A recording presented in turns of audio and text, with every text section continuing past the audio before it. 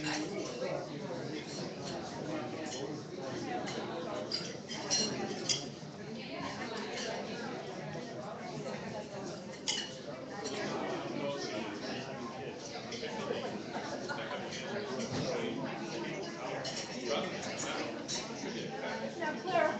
not on that.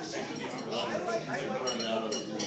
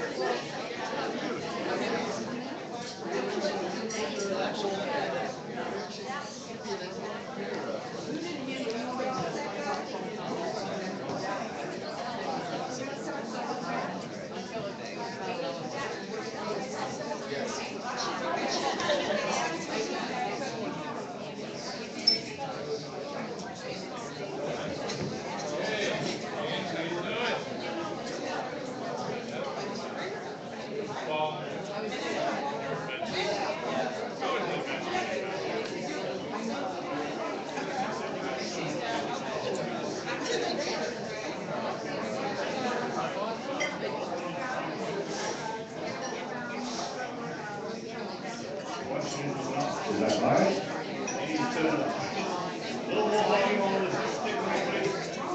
I don't know. You need this.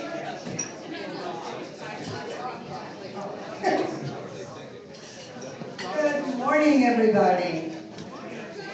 We welcome you to this wonderful program that Donna has put together. And we would like to have Nancy and Liz come up and do the invocation. We're going to thank the Lord after we eat.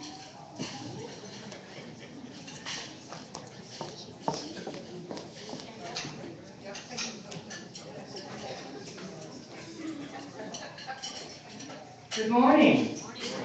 Will you please bow your heads while we pray? Dear God of all creation, we come before you on this lovely day in March to give you honor and praise. You are worthy of praise. You are the source of all that is good.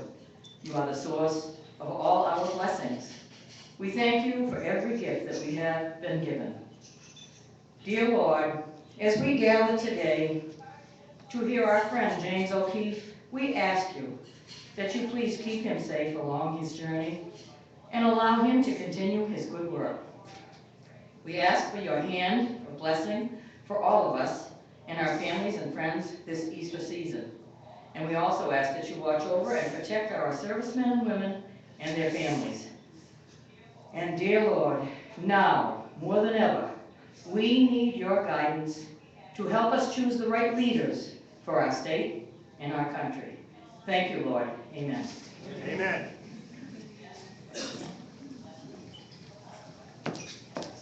Now, if everyone would please stand, we're going to do the Pledge of Allegiance, led by Karen Stankus.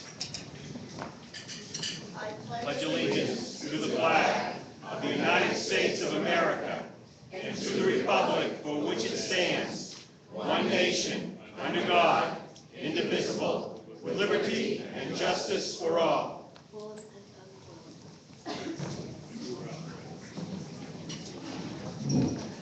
I want to thank everybody for their patience. I'm Cindy Blodgett. I'm Vice President of SRW. I'm taking over for Joe, whose daughter is quite ill in the hospital.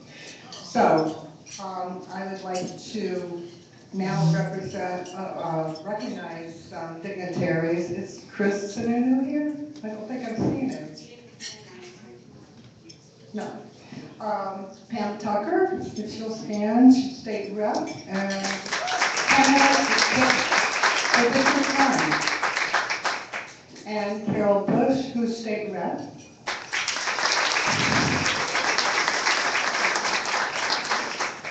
And we have some former people, the Honorable Fran Willoughby,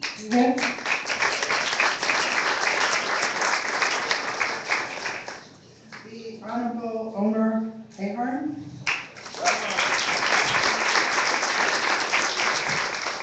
and the Honorable David Scott.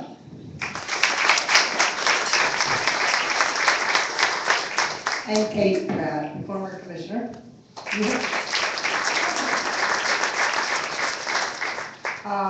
Gail Brown is here, the wife of a former senator. And Jack Kimball, former GOP chairman.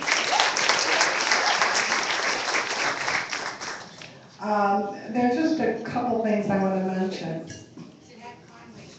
Oh, Pat Conway, I'm so sorry.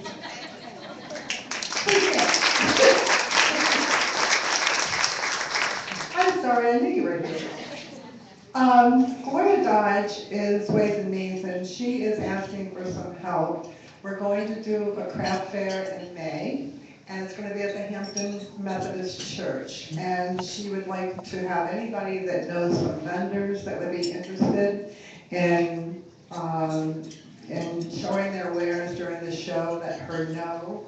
And also, what else did you ask for? Oh, basket for that.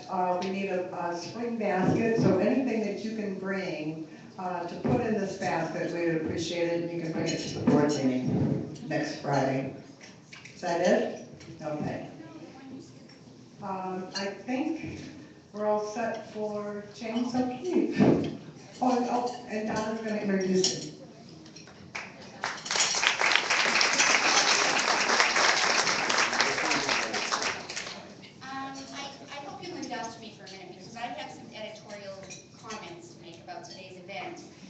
And I'd also like to say that what I am about to express here are my views alone and not reflective of SRW views, or at least not most of them.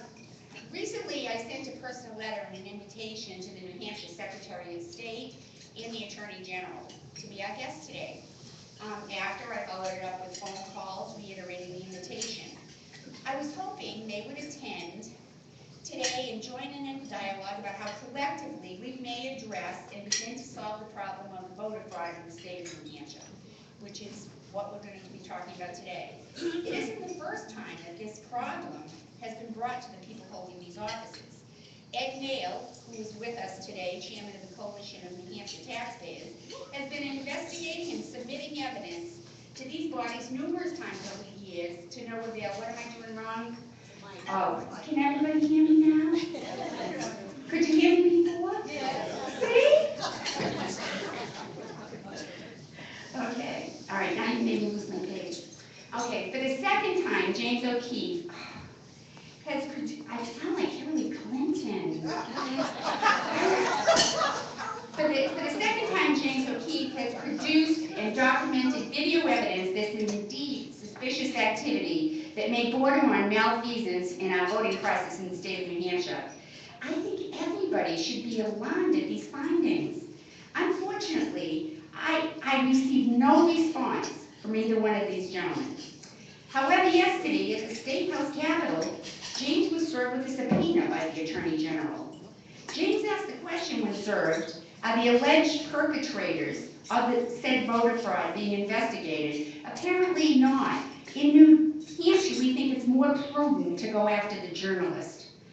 I feel that we as citizens of New Hampshire deserve an explanation from both of these gentlemen, along with the governor of the state of New Hampshire, as to why they choose not to pursue an investigation and to dismiss hard and documented evidence. I apologize for my rambling, but I am rather passionate about this, in that the people who are supposed to serve us are not serving us at all. Thank you very much.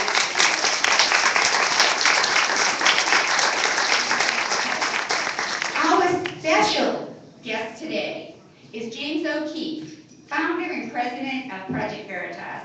James started his pursuit of the truth at Rutgers University in New Jersey.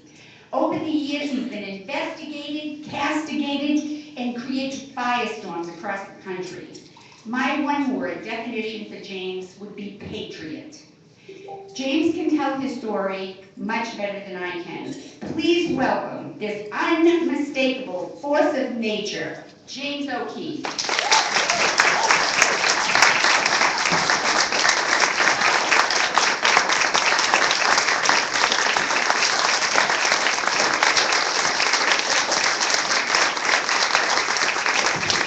Thank you very much. It's great to be here in New Hampshire. It's always an adventure every time I come up here. Every single time I come up here, there's some government agent who's trying to give me a hard time. And last time it was Richard Head, and this time it's Richard Tracy. So, Dick Head, Dick Tracy. I've got a lot of dicks in my life. So, but you know, yesterday we came up here, and I knew that I was going to speak here today, so my team was up here with me yesterday, my producer and my videographer, and we went to the Capitol to try to give the raw footage to the governor. We had received 3 letters. We had received all these letters from the Attorney General's office asking us to voluntarily hand our video footage over, otherwise we will contact you once a subpoena is issued. These are threatening letters. Now, no journalist would give their notebooks and their footage and their source material to the government. That just wouldn't happen. You know, one the guy that works with me, he's in the back of the room. Say hello, Joe. Joe is one of the many people that work at Veritas. I mean, Joe used to work for CBS News. They would never dream of trying to get the reporters at CBS News to give up their anonymous sources. But that's what they do to us. So we wanted to go talk to the governor. This is an election year. The governor is running for Senate. And we wanted to give the raw footage to the governor, which is what we did. So if you haven't seen the video that we just released on our website yesterday, I'm gonna pull it up and show it.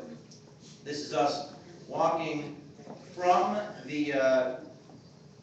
one building to the next in Concord with a hard drive. This is the hard drive with our footage on it. And we're going to the governor's office, and to our surprise, I get handed a subpoena by Dick Tracy. By the way, all of our audience and fans, they thought it was so hilarious. I don't know where you guys come up with your names for your various officials. We give the footage to the governor. Hopefully she enforces the laws of the state. There we go. So this is us walking into the governor's office now. The governor wasn't actually there that day, but I guess the governor's executive assistant was. So we're giving the hard drive to the executive assistant. The Attorney General wanted me to give footage to him voluntarily as a journalist, so I decided not to give the footage to the Attorney General. I decided to give the footage to the governor. So I'm going to give this to you. And can you deliver this to Maggie Hassan? It's a raw footage related to our voter fraud investigation. And she can get it to the governor. That'd be great. And just deliver the message that she needs to actually enforce the laws here in the state, not go after the messenger. Okay. Thank you very much. Appreciate it. Thank you. So at first I thought this guy was a fan. You know, he's like, oh, Mr. O'Keefe, good work. And then it turns out he's working for the state government. And he's got this subpoena. Yes. I didn't hear you going to accept the subpoena. Oh, I'm being subpoenaed. I'm being subpoenaed right now, yes. Just read through this. If you have any questions, I'll So you're subpoenaing me right now. For equal force? Are you subpoenaing the actual people who committed the crimes in the video? That may happen. But that I'm the Right first, now, I'm serving you a subpoena. so I'm the first to receive a I subpoena. don't know if that's Okay. contact information. This is what we asked for. If you want to get that all in that thing, then of course. Yes, that's the footage related to the investigation. Do you intend to go after the lawbreakers or just the journalists? I'm just an investigator, sir. So where the investigation leads us, that's the way we'll go. So 4 years ago, you weren't involved in that? Okay, well, it's sad that you guys don't enforce the laws of the state, you go after journalists. That's Any unfortunate. questions about this subpoena, sir? My main question is if you go after the fraud actually committed in the video. Perfect. We appreciate your cooperation. Hopefully everything's on video and we can work. So they just handed me the subpoena, I didn't even look at it, I just looked at it now. The investigator's name is actually Tracy. Dick Tracy, his name is actually Richard Tracy. So, and I'm gonna show you this is actually the copy of it right there. This is a grand jury subpoena. Now, 4 years ago, I was gonna come speak up here for Diane Bitter. I couldn't come because they had a criminal grand jury subpoena waiting for me. And this is what they do. Now, after this interaction, and there's all the reporters. After this interaction, one of the state reps invited me to go meet with the Secretary of State, Gardner. He said, "Why don't you come up and meet with Gardner?" So we go into the building to meet with Gardner, and we have this hour-long conversation. And Joe was there. And it was the most unbelievable conversation because he had heard of the videos, which I'm going to show you here in a minute, the 3 videos we released last month. He's heard of the videos, but he just did not want to accept the facts of the videos. We said to Gardner, we said, this person in Manchester used the campaign headquarters to register to vote. He's from Colorado. He's staying in some town, where was it? Where? And he's using the campaign office to register to vote. That is illegal. Are you going to prosecute that? And he says, well, we have to look at all the facts and circumstances of your video. I said, well, the raw video is released, and the video doesn't even matter. The Manchester town clerk corroborated it. The form, the registration form, says that he used the campaign headquarters. It is a matter of fact he broke the law. And he kind of just didn't want to commit either way. And it's really unbelievable. So now they're serving me a subpoena. So I want to go back to the beginning, and then I'll go through the facts. You all remember 4 years ago what happened. And I want to take you through that story, and then talk to you a little bit about what's happening right now.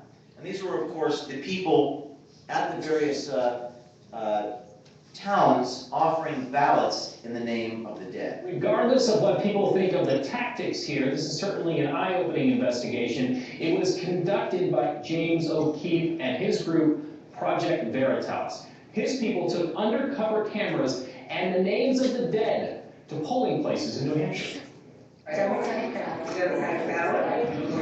State law says you don't need an ID to vote in New Hampshire. And this video appears to show you may not need a pulse either. The self-described watchdog group, Project Veritas, claims it gave the names of dead people at more than a dozen polling places. Here we are. You're at St. James Place. Okay, and you're a registered Democrat. Okay, so here's the Democratic ballot. And the pens are in the middle. According to Project Veritas, they received ballots every time except one, when a poll worker actually knew the dead person. In fact, in one case, going back 4 years ago, one of our undercover people walked in and said, "Do you have this individual on the list?" And the woman goes, "Wait, I know that guy. That guy died. He's dead. You're not that guy." And they used this as an example. The system worked. The town person actually knew the dead person. And the Boston Herald did this glowing profile of the eagle-eyed supervisor who catched the fraud. This was the night of the primary in 2012. The next day, we released our video embarrassing that supervisor. But this is what we did, and this was the reaction of the major media to this story. This is Al Sharpton on MSNBC. Right-wingers are so desperate to justify their radical voter suppression agenda, they'll do anything, even if it means possibly committing voter fraud themselves. You may remember this guy. He's the professional smear artist who was behind the fake acorn scandal.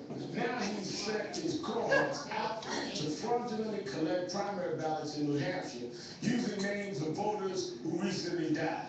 Federal law says it's illegal to get ballots, quote, that are known by the person to be materially false, fictitious, or fraudulent. Watch this. There you go.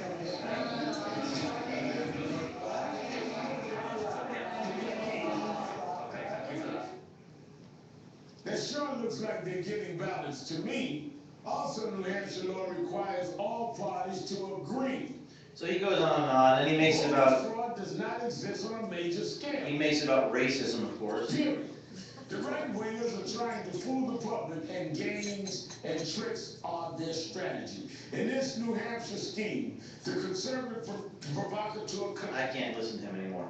And then, by the way, just as a slight aside, we went and investigated Al Sharpton last year, caught the daughter of Erica Garner, this is in New York City, who was choke held by the NYPD. She was talking about how Al Sharpton exploited her, so I just have to show this for a minute. I don't think I introduced myself fully. I'm Laura. Nice to meet you. Yeah, of course. So is your father, right? Who's your father? So this lady, Cynthia Davis, called you and told you, oh, you need to put the logos. She said, oh, you need to put the logos on because Al Sharpton, like, wants his group. Which is what? You know, she's trying to make me go like that. Oh. So what, you think Al Sharpton is kind of like a crook in a sense? Like, you think it's like... That was on the front page of the New York Post, so maybe that's why some of these national media people, maybe that's why Al Sharpton's a little silent this time around. He doesn't want us to investigate him like we did this year. So,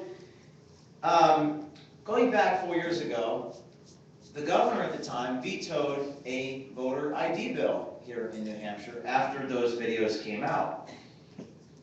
And it made national media, it made the New York Times. Eventually, the law was approved.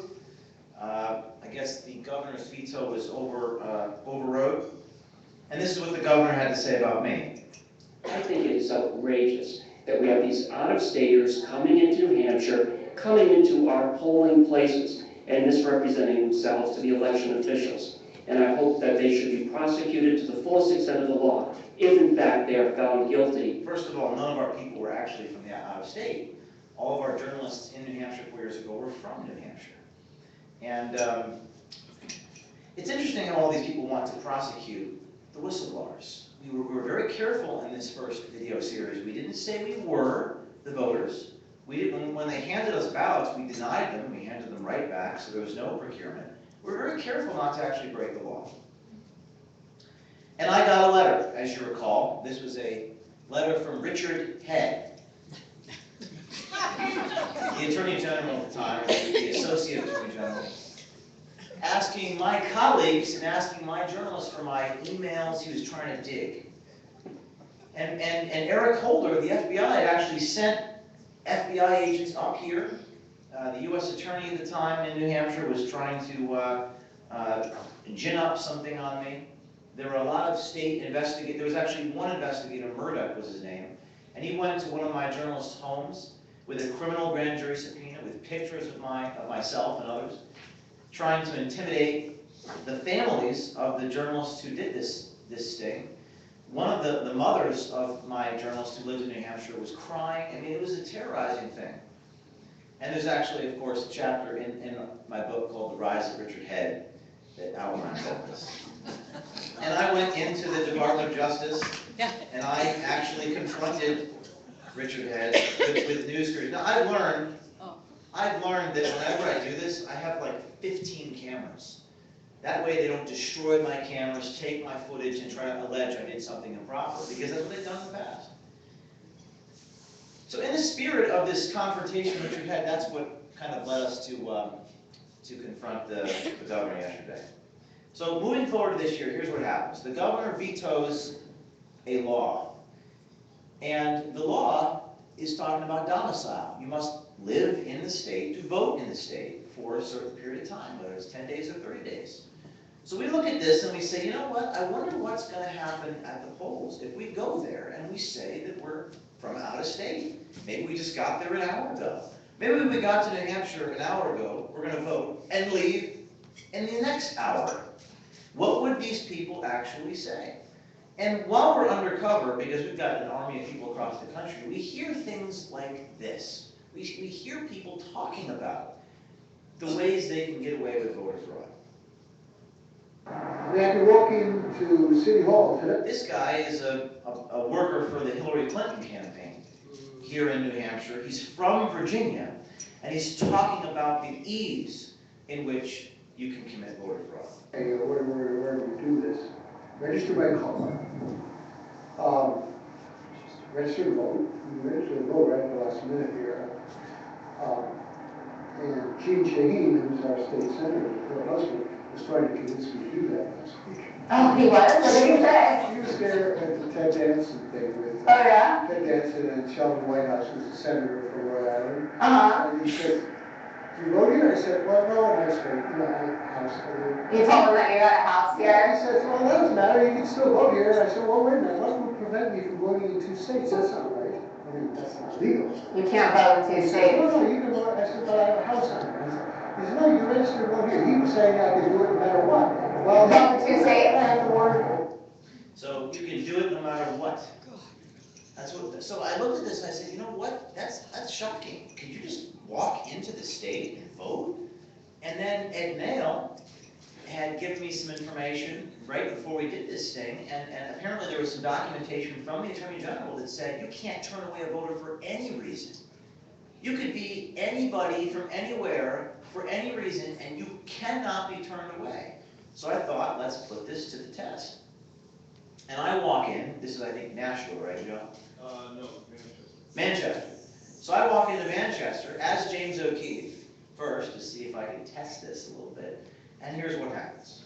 So I decided to see if James O'Keefe could vote in the New Hampshire primary. This was a month ago.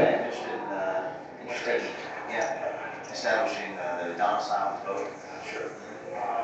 What's your address? I don't have my ID with me. Is that going to be an issue? Yeah, well, there's a way to get around that. How do I do that? Okay. I was just wondering if I register to vote, how long do I have to live here for? The question was 30 days, but I'm not sure if they clarified that. I've just been here for just a little while, a few days. Supposed to be, isn't it? I think it says at least 20 days. Now, what's interesting is that every poll worker we talked to gave us a different answer.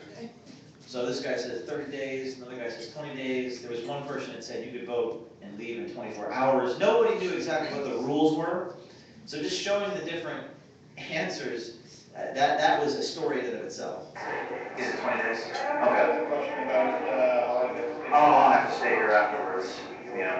You can stay until the day after you go to church. So like I leave tomorrow. And they also recognize me, which is funny, like, I know you from somewhere. Are you that guy that goes and does the videos? I said, everyone says that. I think I know who you're talking about. And then he just changed the subject. Okay, well, here's how you vote. These people just don't seem to put two and two together. You're the guy who does those sing videos, aren't you? Oh, anyway, here you go. Here you can vote. Are you sure about that? It's sort of cognitive dissonance. These people don't do the right thing, even though they have the opportunity to. And we released this long video. How long would I have had to be in?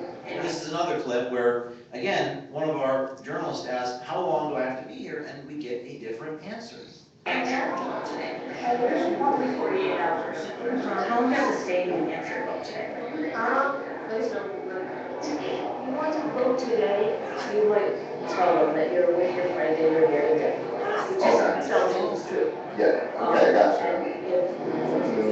Yeah, not 100% true, but You're here indefinitely. So she's actually telling the person to lie. She's like, no, you're here indefinitely, even though it's not really the case. So what happens? Well, guess what? Your Attorney General sends me a letter. And he says, the letter is formal notice to preserve all your footage, statements made by O'Keefe to reporters, saying that you're happy the Attorney General is looking into this. If you need a subpoena, let us know. And we released another video. See, most people in the situation would back down, be scared, the Attorney General's coming after. We just released another video. And this guy is a field director for the Bernie Sanders campaign in Manchester. And he is at this bar and he is telling us how much he hates the state of New Hampshire. He cannot wait to leave the state of New Hampshire, but how he managed to vote.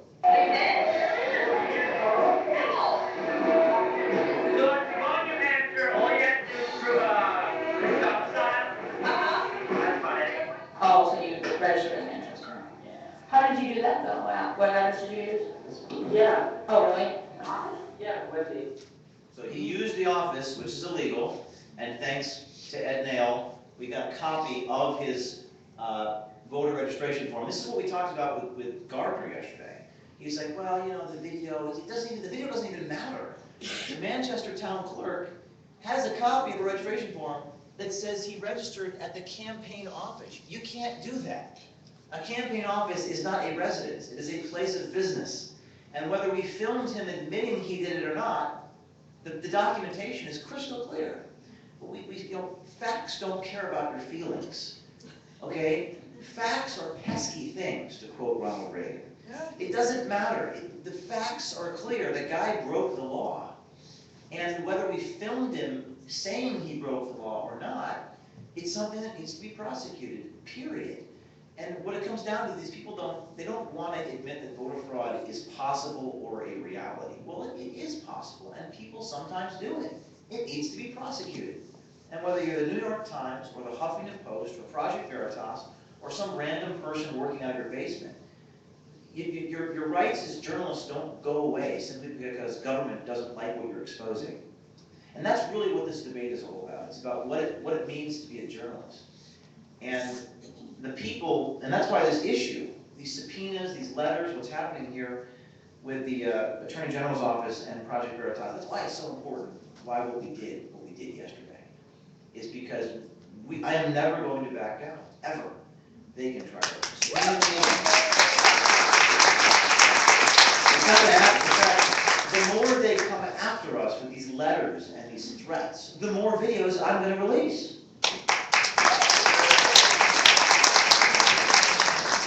And if they don't prosecute the crimes, I'm going to take my team and I'm going to doorstop these people. I'm going to walk right up to them with my crew and a microphone, and I'm going to say, what do you have to say for yourself? Because, first of all, it shouldn't be my job.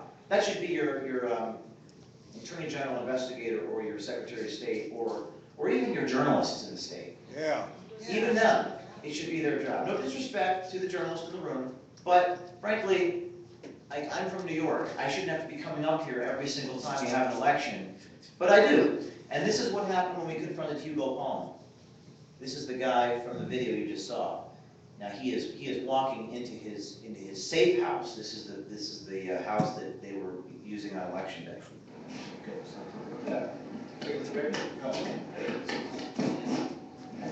James O'Keefe, Project Veritas, how you doing? Do you vote in New Hampshire here? I just donated to the Red National Control Committee. What do you think about law enforcement being involved in this? Sir? No comment? Can you say voter fraud caught on camera? So he was inside the house freaking out. I could see through the window with his staffers. They were just completely freaking out. So we confronted him. And the Attorney General sent me a second letter. Sending me letters now after this happened. So then we released a third video.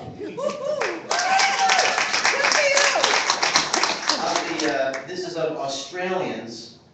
I guess these are Australians sent to New Hampshire from the Labour Party in Australia, which is an FEC violation. You can't send foreign people to the United States and pay them. They can volunteer, they can't be paid. There it is. That's the Trump sign. So we're sort of embedded, if you will, in these Australians going around. And what they were doing is they were ripping up campaign signs, which is a state crime, also under the purview of the Attorney General's office. Let's do it. And we need the people in the room. You can choose.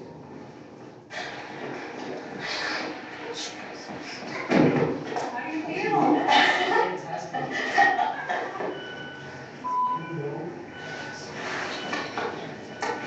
Yeah, it's like an example program. So the equivalent of the Democrats in Australia is called the Labour Party. Yeah. And they send us those votes. So that's a crime. It's a state, now, you can like Donald Trump or hate Donald Trump, it doesn't matter. The laws are you can't just go ripping around materials up off people's lawns.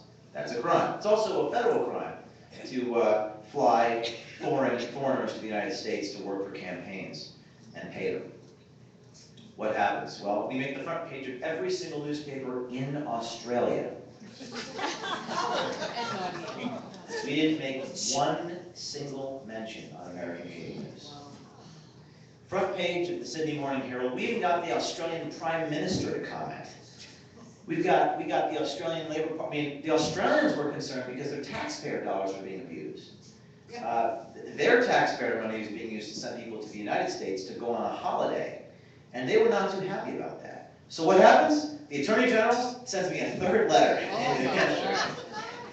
And he says, and I think I have a copy, he says, as with the first and second videos, we are requesting that you cooperate with our investigation. So it's always about whether I'm cooperating. First of all, I am cooperating. I'll put the videos online, I'll give you the videos, I'll cooperate, but they have to make it about that. Now, 5 years ago, when we did the Acorn story, I learned a lesson, because I was naive and I was idealistic, and I thought that, you know, journalists had First Amendment rights, and I thought that this was about truth and justice. I realized I'm still very much about truth and justice. I just realized the way the system works. It chews and spits out people like me. 5 years ago, the Attorney General of California asked me for my raw video, and my attorney signed an immunity deal with the Attorney General. That means that if I give them my materials, they won't prosecute me. I did nothing illegal, but criminal defense lawyers are smart, and they know that these attorney generals can turn the tables. So I gave my raw footage to Jerry Brown, who is currently the governor of California. I gave him the material, and he looked through it. These are Acorn employees telling us how to start child brothels. And in one of the recordings, I filmed the Acorn official, and the door was open, but it was what they call a two-party consent state, meaning that you have to get the permission of the person you're filming, unless you're in a public area. I argued the area was public, and the door was open. The Attorney General issues a scathing 30-page report saying that I selectively edited the video. Selectively edited is the term he used. He even said at one point that yes, the people said what they said, and it wasn't good, the Acorn employees, but O'Keefe used editing techniques. It was all just obfuscation. All journalists edit. All producers edit. He didn't say that I edited improperly, he just said it was selectively edited. The guy was literally trying to create a controversy and manufacture sophistry to try to distract people. And I learned that this is what these people do. The same thing happened in Virginia 2 years later.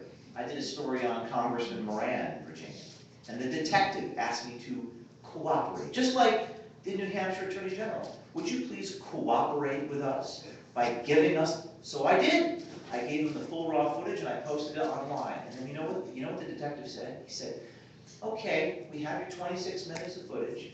How do we know that after you walked out, you didn't walk back in? I said, are you serious? There's nothing else to give you. I gave you the full raw. He said, yes, but how do I know that that's all there is? Sir, I don't know what else I can do for you. I've given you my raw footage. That's all that I have. In the raw footage, the guy's telling me to break the law and vote multiple times for the President Obama. What else can I do? No matter what I do to cooperate, these people say I'm not cooperating. Well, what do they say? Once burned, twice shy? Or as W says, fool me once, you can't get fooled again. Well, I received a letter from the Attorney General of New Hampshire, and I'm not going to make the same mistake again. And that's why this time, I wasn't just going to say, yes, sir, thank you, sir, here you go. These guys, I believe, don't really have an interest in prosecuting voter fraud. They have an interest in not being embarrassed. So, that's why after all these articles came out, and after all these clips came out, we did what we did yesterday. And we went and we confronted the governor. And we gave the footage to the governor. Now, we received a response from the governor, right, Joe? This morning, the governor, and I don't have the exact quote, but the governor did say that if there's voter fraud, she's going to prosecute it, hopefully. So we did get a response, which is something, and we have this subpoena. And we have Dick Tracy giving me his card. Now, I also said at the press conference yesterday that if the governor is unwilling to perform her duties, we're going to take a look at the governor. There you go. We're going to do. See, this is what Andrew Breitbart was all about. This is what investigative journalism is about: speaking truth to power. It's about never surrendering. It's about exposing the truth at all costs. And if the public officials aren't going to do their duties, we're going to investigate and expose the public officials. So what we have is we have people here in the state who are undercover. They're here right now. They're not here in this room, but they're around the country. And they're exposing, and they're infiltrating, and they're reporting. And we have people at these fundraisers. We have people at these events.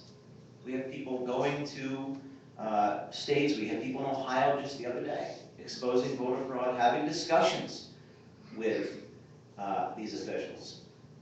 And in the case of the governor, the next person you might be talking to just might be someone with a camera, reporting on what you actually think, not what you say publicly.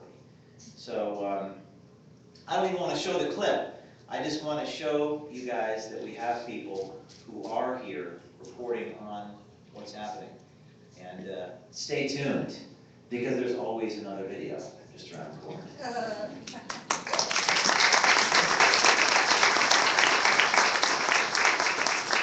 So that's all I have in terms of my presentation and sort of taking you through the journey of what we're doing.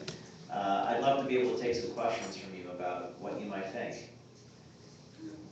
Yes? First of all, I'm shocked at what you showed us here.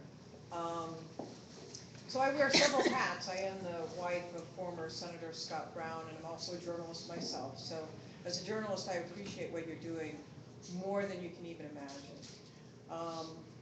My question is, do people even care about voter fraud? Because during my husband's election, our experience was that they didn't. And he met with the Secretary of State after his election. The voter fraud during that election, as you saw, the candidate's husband said for himself that, you just vote whether you are legally allowed to or not. What we found is that people on both sides didn't really care, that there wasn't a lot of concern about it. What is your response to that? That's a very good question, is how do we get people to actually care and engage? Because especially right now, the oxygen is all sucked out of the room, and people are only talking about one thing right now, national presidential candidate. And this has been a question I've gotten asked.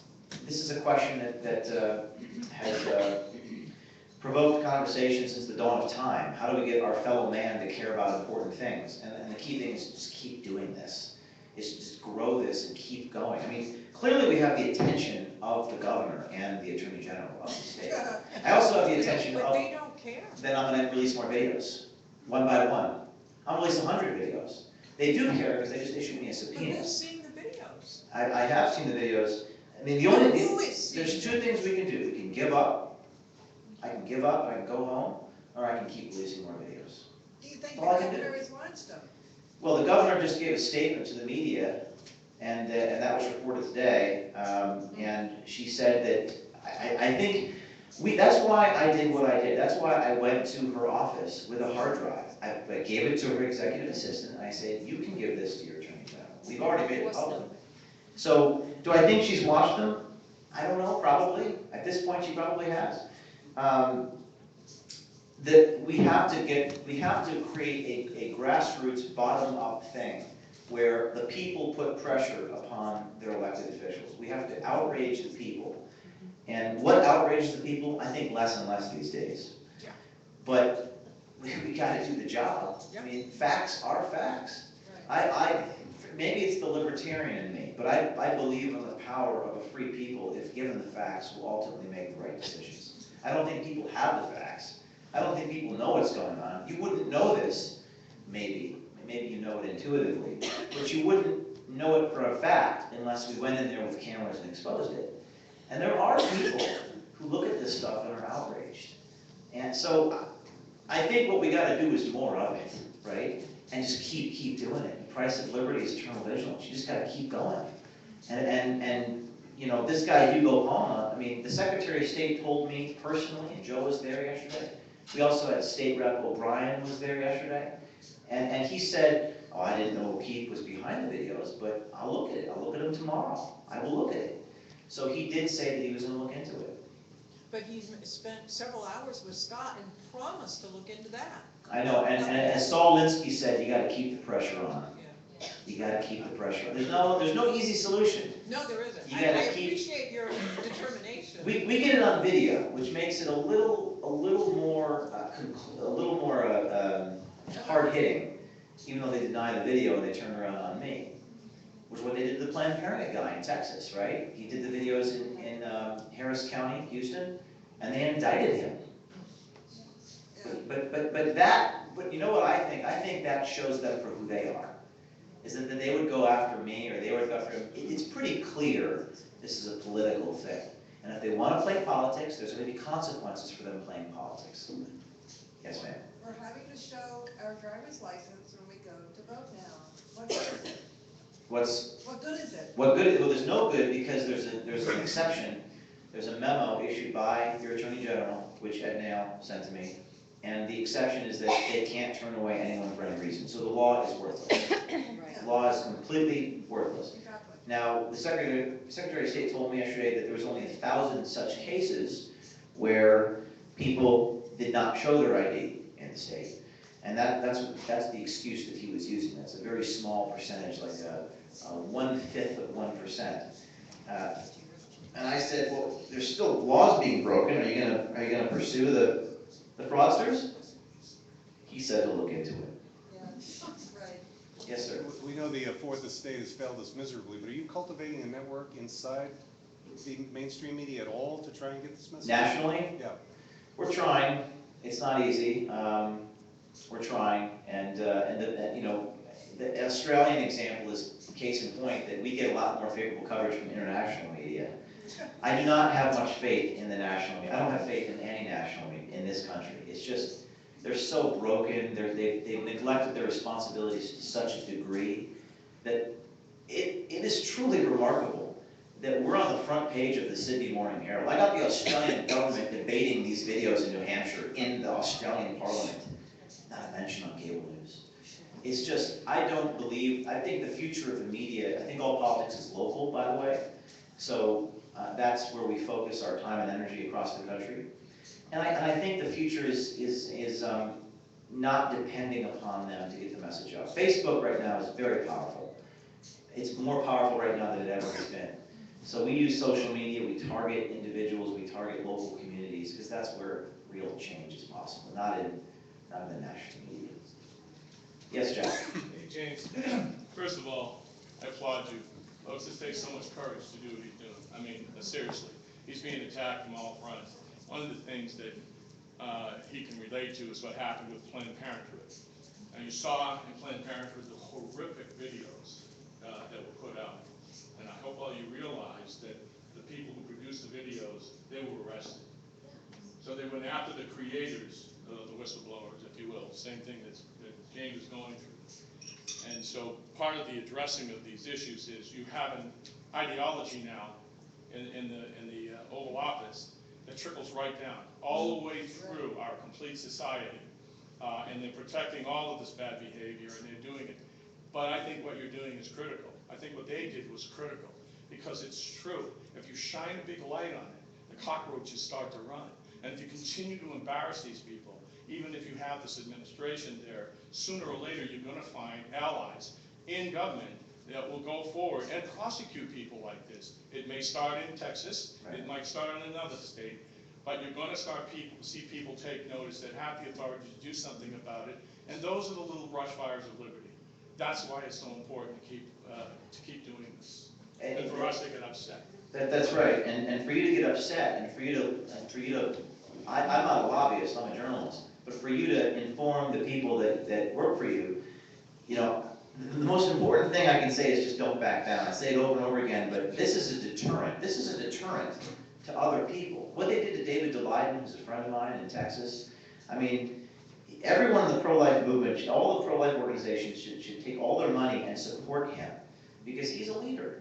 And what he did, and the risks he took to put those videos out, and for him to be indicted like he was, what they did to me in Louisiana, which last time I spoke here, I went through the whole New Orleans situation. That's all that is an attempt to shut down people like me. And anybody who's inspired to do what I do, they want to send a message to them that says, if you Bain, think for yourself and be a citizen reporter, we will shut you down and destroy you. And if you don't stop, your army's going to grow. If I don't stop, if I double down and release more, I went to CPAC last week, and we had a couple dozen 22-year-old young journalists who desperately want to do what I do. They want to do this. And frankly, a lot of these people are fearless. So I have a responsibility to not back down. And your responsibility is to call up your Secretary of State and be like, have you watched the video yet? You said you did. Did you watch it? I don't know what you're talking about.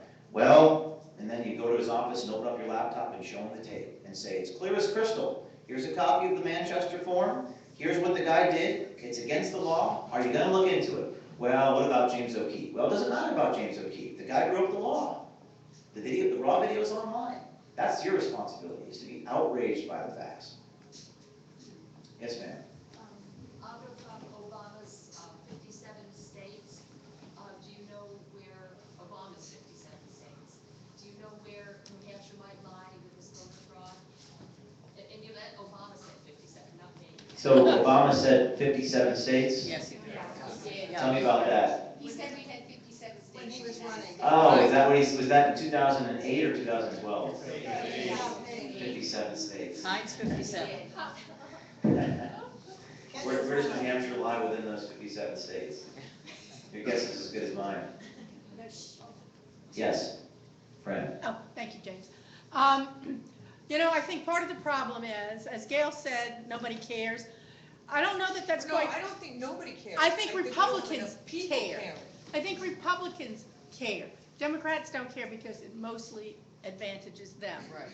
I think what we need to do is we need to reach out and send the message that we have to get involved at our community level by volunteering to become ballot clerks, so that Republicans are sitting there when somebody comes up and wants to register to vote. And we need to not only enforce on the Secretary of State who sees these videos, but what they're sending the message out. The AG was very quick to send it out. You can't deny to anybody. But yet, the AG's office have people at all the polls looking to see if the slope of the handicap ramp is appropriate, or, you know, if somebody's being disenfranchised from voting, if they put more effort into making sure ballot clerks know exactly what domicile means. But just to underscore, about 15 years ago when I used to be in the House, my sons lived temporarily in my buildings in the next county, 2 miles from my house. They still maintain their residence as my house. Their driver's license had my house. Their cars were insured by me and registered as being at my house.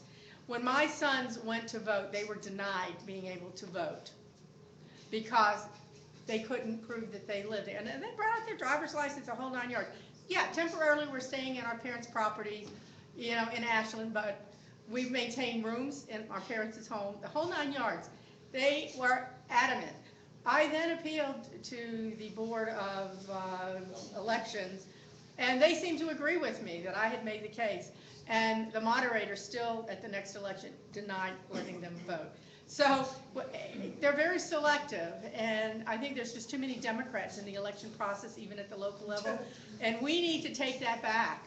And I think that's part of the solution as well. This should be a bipartisan thing, you know. If someone needs to be told, don't let a, 16-year-old Australian guy vote in the primary, you have deeper problems than just your political affiliation. You're not thinking, I mean, this is so clearly, obviously illegal to be, to come in, and I think New Hampshire is one of the only states in the country that doesn't have a domicile law, like rule. Well, Democrats think you're all about voter suppression. Right. Republicans think you're all about the purity of the election process. What's the old saying in court? When you have the law on your side, pound the facts. When you don't have the facts on your side, pound the law.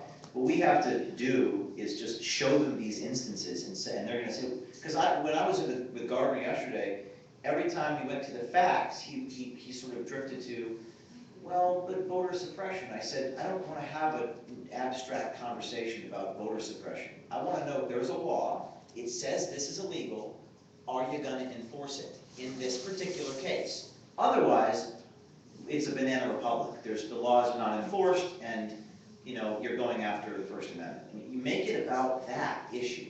If you debate, like Acorn was a great example. Acorn, and I say this every time I talk, but when Acorn was defunded by President Obama, and I know that Acorn has a new group and so forth, but at the time, when they were defunded in Congress, Democrats controlled both houses of Congress, and the president was Barack Obama, who was a Democrat, and they defunded Acorn overwhelmingly because they looked at the facts. They looked at the evidence. The evidence was 5 offices across the country were telling a pimp and a prostitute how to start an underage brothel and hide it from the authorities. They looked at the facts. And in all subsequent cases, every time we release a story, they don't wish to look at the facts. So my advice is to force them to look at facts, not abstract arguments about whether we're suppressing African Americans. It has nothing to do with African Americans.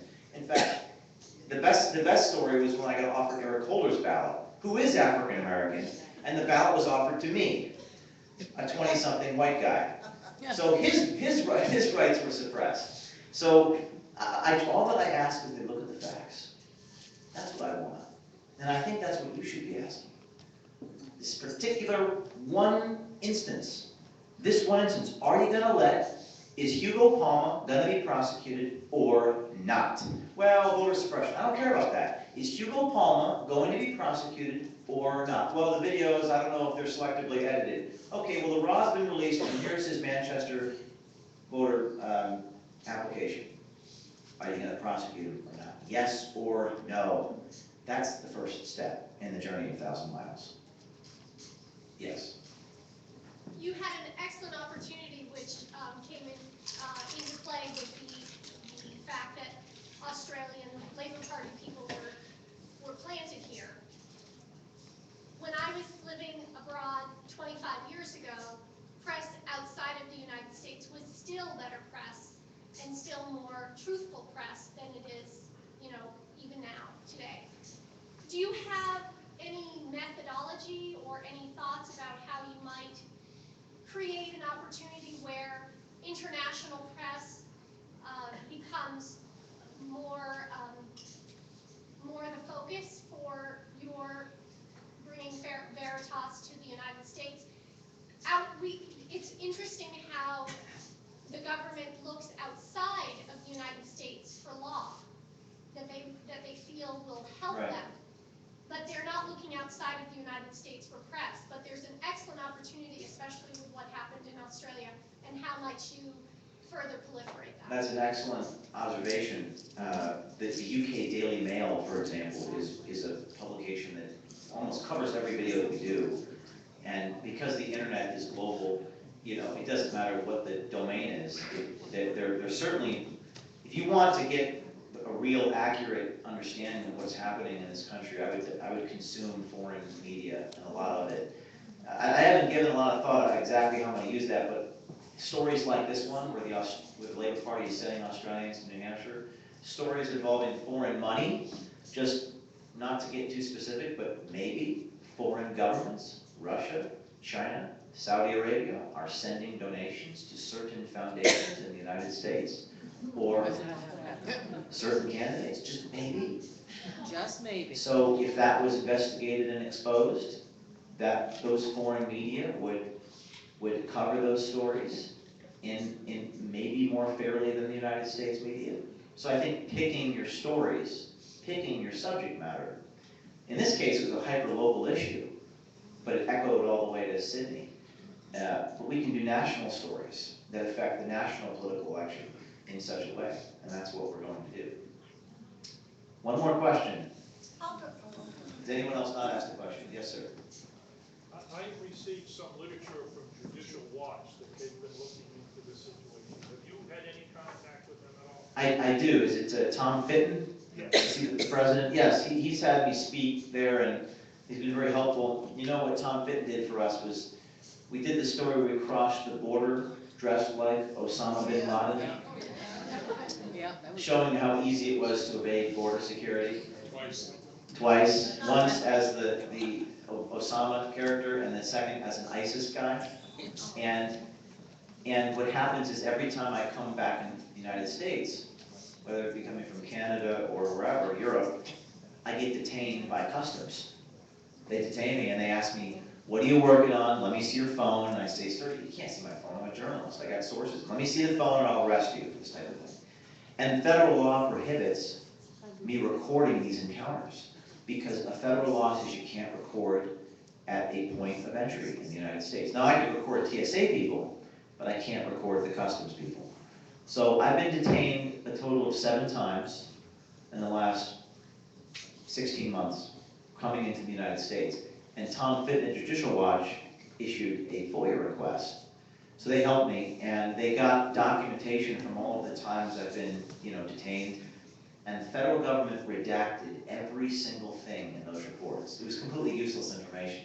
They redacted why I was detained. They redacted, all this stuff. So this past summer, I was coming from Canada into Seattle, and I was, of course, detained again. And I was sitting there, can't record it, looking at the computer screen. This time, usually the computer screen has a shield on it. I can see the screen. So I kind of glanced over and said, subject is an amateur reporter who engages in publicity stunts with the intent to, embarrass the government and expose the border situation. That's what it said. All that was redacted from the FOIA requests that Judicial Watch received, but I saw it with my own eyes. Now, I couldn't get a picture of it, but I saw it and I reported it and made the Washington Post. Our government is actually retaliating against journalists simply because they don't like what they're exposing. And most people in this country are okay with that, simply because of their political views. And that is really, really sad. I mean, that is unconstitutional. It's a tragedy of epic proportions, and that is the most central issue of our time. And that's why this stuff is so important. That's why when Joe Foster and Steve Levante and Dick Tracy and Dick Head come after me, that's why it's so important that people know about this, and you guys put the necessary pressure upon your representatives to do what's right. Because I'm just going to report facts, and you need to do what's right. Thank you.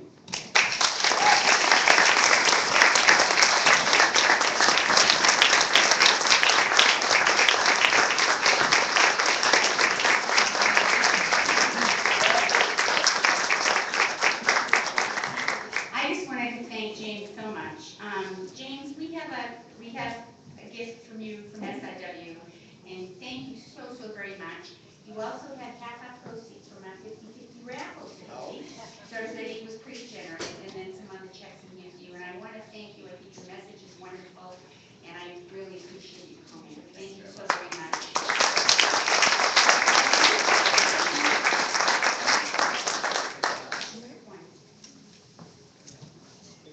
Okay, I would like to remind you, there are cards on your table for the Freedom Founders Dinner, which is going to be April 14th. I'm going to do this, and then please please remain seated because Ed Neal would like to talk to you for a few minutes with some very important information, so I appreciate it. I am just going to call the raffle ticket, but if you would please remain seated for Ed's message. Okay, your raffle ticket. 8389889.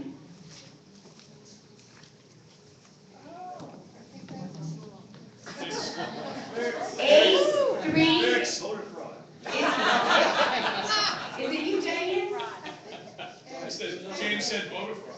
8389889. Yeah, I got it, it's mine.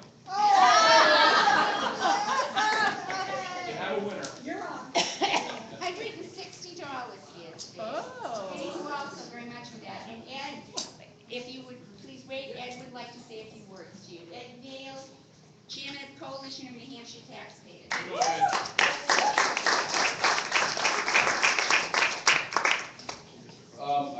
I can't thank James and his crew for coming here enough. They've made a heck of an impression on the elected officials and some of the appointed officials in the state of New Hampshire with their videos. And they've opened a few more doors for us at the Coalition of New Hampshire Taxpayers. We've been working on this for years, since we started in 2000. And we work with people all across the state. Dave Scott's one of our heroes here for checking out Dover for us. And it's a broad range of people who do this. I have a guy that does background searches for me. I have some people across the state give me tips. I have some election officials who send me things they get from the Secretary of State's office that I gave to James, which was a lot of fun to read. No one shall be turned away. Basically stepped all over everyone's rights who was a ballot clerk. And in the one video of the Australians, we have Bill O'Brien is suing the Sanders campaign. I haven't seen the suit yet, but Bill O'Brien's a pretty capable guy, and he's going to keep that in the news, the Australians being here. I saw some of the video that you guys have not seen, and one of the Australians, a young lady, Melissa Doyle, I think her name is, Laura or somebody asked her, how did you get here? And they said, oh, Thorpe picked us up at the airport in Manchester. I said, okay, Thorpe. So I've been stalking this Thorpe guy for a while, and yesterday, thanks to some sources in the Republican Party headquarters down in Concord, I have Michael Thorpe. Michael Thorpe is from Denver, Colorado. He probably came here with Hugo Palma. His phone number is 303-205-1882. I'm going to give him a buzz. I'll put on my best Australian accent. So I'm looking for a ride. And I'm going to give this to Bill O'Brien. So then you have the person who was in the United States that went to the airport and picked the Aussies up. I'm in contact with the Brisbane Times, one of the Australian papers, and the reporter there said, if I can get you any facts that they voted here, he goes, oh, please, tell me they're not that stupid. So if I'm waiting. I was at the Manchester clerk's office the other day, and when I went in, I said, I'd like to see your voter checklist. And they said, lady finally got suspicious. She said, who are you? And you have to tell me your name. I said, I just want to look at it. I just want to peek, I just want to read it. For what purpose? I said, so I will read it and know what's on it. She goes, tell me your name. I said, I'm Ed Neal. She goes, are you here looking for voter fraud? I said, no, I'm here getting documents to confirm the voter fraud we've already found. That's right. So we have a radio program that is in Manchester, Gerard at Large. Granite Rock is here. Tony Chanella from Patch in Concord is covering this. We can't count on the dead tree papers anymore. They're not going to put this, if this gets in the papers, it'll be Friday and all forgotten by Monday. But it's not going to be forgotten in the new media we have in New Hampshire. And we're always looking for people like you guys that are boots on the ground. You know when you see a bus come from somewhere, and don't think that buses don't show up here from out of state. It's the very first thing we ever caught. CNHD caught in 2000 was a busload of people voting in Bear Brook Park, which was closed, on an imaginary road from an imaginary address, because I put some of their names on the internet with one of my favorite phrases, low life, dirtball, vote thief, and some of them contacted me by email. I said, well, have your parents, have their attorney contact me. Have an attorney sue me, because I'm calling you a vote thief. And that's, since 2000, that's never happened. So you have to have people brave like James that can come here and do this and open some more doors for us, but it's our responsibility as citizens of New Hampshire to not accept the fact that the people that are elected to protect our vote don't do it. I'm not gonna stop, James isn't gonna stop, and our little group of, our little cabal of the new media, talk radio and bloggers are expanding day by day. This came in last night. So I'm gonna give this to, you know, the name to, you can add this to your list of collections, and we're gonna put a bug under Mr. Thorpe's seat. He is an activist that goes state to state. He spent 10 months in Ohio working on a campaign, and was back there again for another, like, marriage equality campaign. And I'm checking to see if he voted in Ohio. I have the resources to do that, and I have help in other states. You know, everywhere you go, they run into James. But I have help in other states that are quite helpful, and then contact me. I got one from North Carolina the other day. Hey, we think this girl was in New Hampshire. Check her out. So you may not see us out there, but it's happening. It's going on all the time. And I believe that James has given us the last shove over a tipping point. I don't think they can turn back and ignore this any longer. Bill Gardner's pretty thin-skinned. He doesn't like reading bad things about himself, and there's going to be a lot more of that coming out. So hang in there. A question? Oh, I didn't expect a question. Yeah, quick question for you. So who's supporting someone like this Colorado gentleman? They go campaign to campaign. They work for, like, he worked for a marriage equality group. And so they support him financially? Yeah, and they'll take him from campaign to campaign. So stay there. We'll take it to another one. One of the people we caught was on Bernie Sanders' staff for 2 months before she ran in office here. So they picked her up from she graduated from college in Vermont and then went right on to some nonprofits. One of them was to tune women up to run for Democrat offices. And then she went right from there to Bernie Sanders' office, and then she was running a campaign office here in New Hampshire. That's the one you confronted inside, and they told you to go get a pizza. People, I don't remember her name, Muriel something, or Marielle or something. In any case. Oh, the woman who I went and confronted. In the office. Go across the street and get some pizza. Get some pizza, yeah. I think she was high on something. High on the power they have of being able to get away with voter fraud. And the other thing we're doing at CNHT, we're tracking them to their home state and country. So, you know, when they go home, they're going to get a call from the El Paso County, where we caught Hugo Palma. We're already looking in Lexington, where Thuma, his name is Richard Raymond Thuma IV. We like to call him Richard Raymond Thuma III. But he voted, he walked right up to Tony Shinella last year, campaigning for Hillary, and told him, oh yeah, I voted in Iowa, I'm going to vote here. And Tony warned him, don't vote in New Hampshire. So Tony is on that one himself. So a lot of these people that were originally like skeptical have now seen voter fraud. And I think it's too late for Gardner and those guys to turn back. I think now's the time to put pressure on them. All right? Thank you.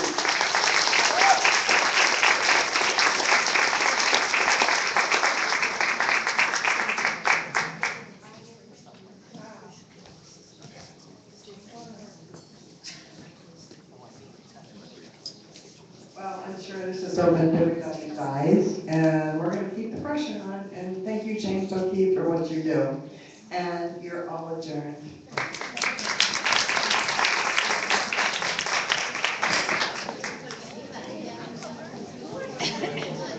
Straight up. Hang on, let me turn it off.